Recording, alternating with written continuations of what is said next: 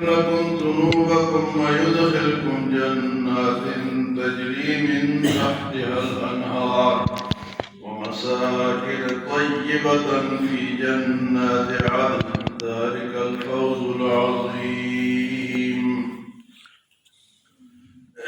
سورۃ الصف میں اللہ پاک نے فرمایا کہ ایمان والے جہاد کرتے ہیں صف بنا کر سیسہ پھیلائی ہوئی دیوار کی طرح، اور یہ لوگ اللہ کو بڑے پسند ہیں۔ پھر فرمایا کہ اللہ نے اپنے رسول کو سچا دین دے کر بھیجا ہے تاکہ اس کو باقی دینوں پر غالب کر دے۔ والذی ارسل رسولہ بالہدی ودین الحق لیظہرہ علی الدین کلہ ولو کرہ المشرکون۔ تو دین کو غالب کس طرح کریں گے، اس کا طریقہ اللہ پاک نے یہ بتایا ہے کہ یا ایھا الذین آمنوا، اے ایمان والو، هل ادلکم علی تجارت، کیا میں تمہیں ایسی تجارت نہ بتاؤں تنجیکم من عذاب علیم، جو تمہیں بڑے عذاب سے بچا لے، عذاب علیم سے تمہیں بچا لے۔ ایسی تجارت تمہیں بتاؤں۔ تجارت تو سارے لوگ کرتے نہیں کمائی کے لیے، لیکن فرمایا میں تمہیں ایک ایسی تجارت بتاتا ہوں جو تمہیں دردناک عذاب سے بچا لے گا۔ یا ایھا الذین آمنوا هل ادلکم علی تجارت تنجیکم من عذاب علیم، اے ایمان والو میں تمہیں ایسی تجارت بتاؤں جس میں نقصان نہیں، نفع ہی نفع ہے، اور عذاب علیم سے بچاؤ بھی ہے۔ وہ تجارت کون سی ہے؟ فرمایا تؤمنون باللہ ورسولہ، پہلی بات تو ہے کہ اللہ اور اس کے رسول پر ایمان لانا، یہ بھی ایک تجارت ہے۔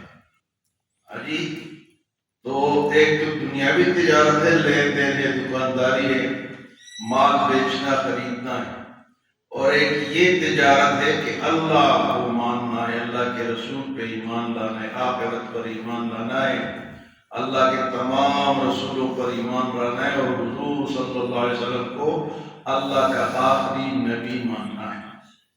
یہ ایمان ہے۔ فرمایا ایک تو ایمان لاؤ اللہ پر، اس کے رسول پر، یہ اس کے بغیر کوئی نیکی قبول نہیں، ایمان کے بغیر کوئی نیکی قبول نہیں ہے۔ اگر کوئی شخص ایمان نہیں لاتا، کوئی اچھے کام کرتا ہے، کوئی رفائی کام کرتا ہے، کوئی راستہ بناتا ہے، کوئی کنواں بناتا ہے، کوئی اسپتال بناتا ہے، آج لوگوں کو پانی پلاتا ہے، لوگوں کو راشن دیتا ہے، لوگوں کو حج کرواتا ہے، عمرے کرواتا ہے، لیکن ایمان نہیں تو اس کو آخرت میں کچھ نہیں۔ ہاں دنیا میں اس کا صلہ یہ ملے گا کہ لوگ اس کی تعریف کر دیں گے کہ بڑا اچھا آدمی ہے۔ جس طرح ہمارے لوگ کہتے ہیں یہ انگریز بڑے اچھے تھے، انہوں نے یہ کیا وہ کیا، اسپتال بنایا، روڈی پیٹی بنایا، فلاں بنایا، لیکن اس کام کا ان کے لیے آخرت میں کوئی صلہ نہیں۔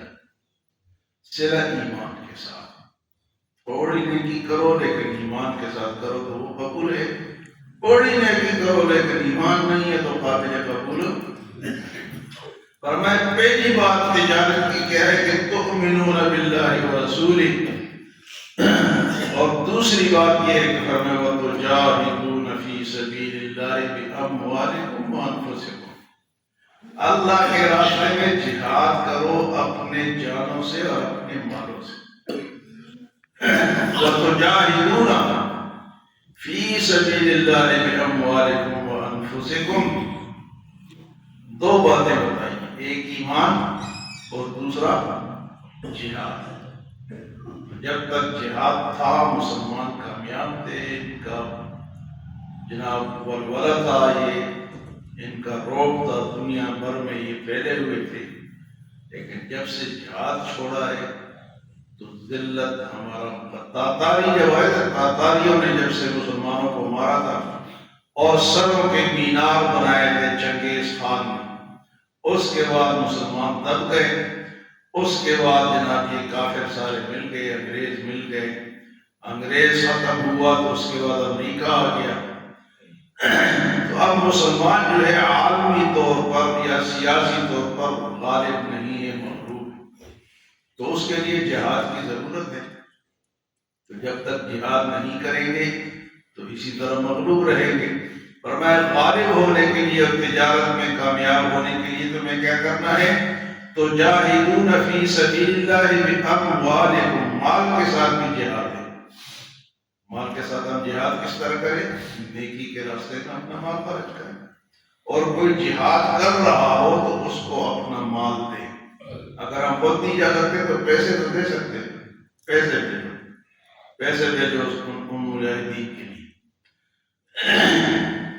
تو اب یہ جو موجودہ جہاد ہوا اس فلسطین میں، تو بے شمار مسلمانوں نے مدد کی، نے پیسے بھیجے، لوگوں نے یہاں چندے کیے، تعاون کیا اور بھیجتے رہے، کئی لوگ وہاں جا کے دیکھتے رہے۔ تو یہ ہے کامیابی۔ اور جہاد تلوار کے ساتھ کرنا یہ بھی ضروری ہے، جان دینا یہ بڑا مشکل کام ہے، لیکن ایک جان جب جاتی ہے تو اس کو کامیابی ملتی ہے۔ جہاد دو قسم کا ہوتا ہے، ایک ہے ڈیفینسو جہاد، ڈیفینسو وار، اور ایک ہے آفینسو وار۔ ایک ہے دفاعی جہاد، اپنے لوگوں کو بچانا، کافروں سے، بدماشوں سے ان کی حفاظت کرنا، یہ دفاعی جہاد ہے، اپنا دفاع کرنا، ڈیفینسو وار، یہ بھی ضروری ہے۔ اور ایک ہے آفینسو وار، کہ آگے بڑھ کے پھر کافروں کو مارنا۔ اس کے لیے اس کی مثال ایسی ہے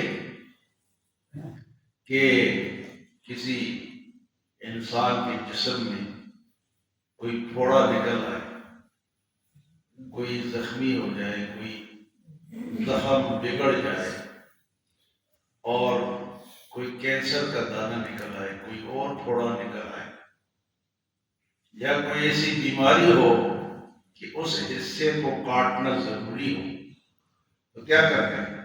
آپریشن کرتے ہیں، کاٹتے ہیں۔ اگر نہیں کاٹیں گے تو کیا ہوگا؟ پورا جسم۔ تو امت میں جب ایسے لوگ ان کو کافر مارے یا اندر کے لوگ ایسے بدماش نکل آئے جو فساد مچائے، ان کو کاٹنا پھر ضروری ہے۔ ان کو کاٹنا، اگر نہیں کاٹیں گے تو پورے معاشرے کو تباہ کر دیں گے، پورے لوگوں کو تباہ کر دیں گے۔ تو یہ جو جہاد ہے نا، یہ امن کے لیے ہے، یہ لڑائی کے لیے نہیں کہ بھئی باقی لوگ اپنا نماز پڑھیں، روزہ رکھیں، امن سے رہے، کوئی ان کو کچھ کہے نہ۔ اگر وہ داڑھی رکھنا چاہتے تو ان کو کوئی روکے نہ، اگر وہ نماز پڑھنا چاہتے تو ان کو کوئی روکے نہ، اگر وہ روزہ رکھنا چاہتے تو ان کو کوئی روکے نہ۔ اسلام یہ چاہتا ہے یہ نہ کرو تو ہم تمہیں کچھ بھی نہیں کہیں گے، اس سے روکیں گے تو ہمارے لیے کہ جہاد کا حکم ہے۔ اور جہاد جو ہے نا کہ یہ اسلام کے لیے ثروت صناب ہے۔ حدیث میں آتا ہے کہ اونٹ کی کوہان ہے، جہاد اونٹ کی کوہان ہے۔ اونٹ کا وہ کیا کوہان کیا ہوتا ہے؟ بلند ہوتا ہے۔ تو میں جب تم جہاد کرو گے تم اونٹ کی طرف، کوہان کی طرف بلند ہو جاؤ گے، ثروت صناب ہے۔ اور اگر نہیں کرو گے تو ایک ادھر سے مارے گا، دوسرا ادھر سے مارے، جس طرح کے ہمیں مار رہے ہیں۔ وجہ کیا ہے کہ مسلمان کہتے ہیں کہ میری تجارت، میری دکان، میرا پلازہ، میری گاڑی، میرا آرام، اس میں خلل ہے۔ ادھر چاہے مسلمانوں کو مارا جائے، کاٹا جائے اور جو مرضی کی جائے، لیکن میں امن سے رہوں۔ یہ جو انسان کے اندر یہ جو آ گئی ہے نا آسانیاں، اس نے مسلمانوں کو تباہ کر دیا۔ حتیٰ کہ اتنی آسانی آ گئی کہ وہ مسجد بھی نہیں آتے، وضو بھی نہیں کرتے، ٹھنڈ یہ بھی ایک آسانی ہے کہ آدمی کمبل میں سو رہا ہے، بستر میں سو رہا ہے اور آسانی مل رہی ہے اس کو۔ ایک تو جہاد کی بھی ہے، نفس کے خلاف بھی ہے۔ اپنے نفس کی بات نہ مانو، اٹھو مسجد میں جاؤ، اللہ کی طرف سے آواز آتی ہے اللہ اکبر اللہ اکبر، حی علی الصلاح حی علی الفلاح۔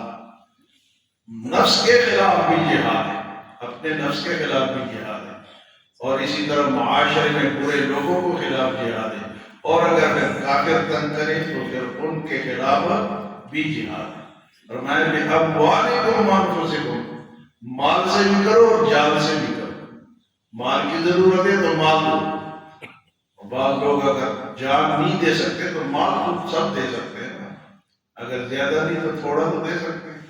اگر کسی کے پاس 100 روپے تو 100 دے، کسی کے پاس 10 روپے ہو 10 روپے دے۔ فرمایا کہ وَتُجَاهِدُونَ فِي سَبِيلِ اللَّهِ بِأَمْوَالِكُمْ وَأَنفُسِكُمْ، اور یہ بات کہ ذَلِكُمْ خَيْرٌ لَكُمْ إِن كُنتُمْ تَعْلَمُونَ، اگر تم سمجھو تو یہ تمہارے لیے بہترین راستہ ہے، یہ تمہارے لیے بہتر ہے۔ ذَلِكُمْ خَيْرٌ لَكُمْ إِن كُنتُمْ تَعْلَمُونَ، اگر یہ کام کرو گے تو پھر کیا ہوگا؟ اللہ کی طرف سے کیا انعام آئے گا؟ یغفر لکم ذنوبکم، بخش دے گا اللہ تمہارے گناہ، وَيُدْخِلْكُمْ جَنَّاتٍ تَجْرِي مِن تَحْتِهَا الْأَنْهَارُ، اور داخل کرے گا تمہیں ایسے باغوں میں جن کے نیچے نہریں بہتی ہوں گی، وَمَسَاكِنَ طَيِّبَةً، اور پاکیزہ گھر تمہیں دے گا، فِي جَنَّاتِ عَدْنٍ، رہنے کے باغ ہوں گے، ذَلِكَ الْفَوْزُ الْعَظِيمُ، اور یہ ہے بڑی کامیابی۔ بڑی کامیابی یہ ہے کہ تم اللہ پہ ایمان لاؤ، اللہ کے رسول پہ سارا ایمانیات کو قبول کرو، جہاد کرو مال سے بھی اور جان سے بھی، تو یہ تمہارے لیے بہترین راستہ بھی ہے اور بخشش کا ذریعہ بھی ہے۔ اللہ ہمیں عمل اور سمجھ کی توفیق عطا فرمائے۔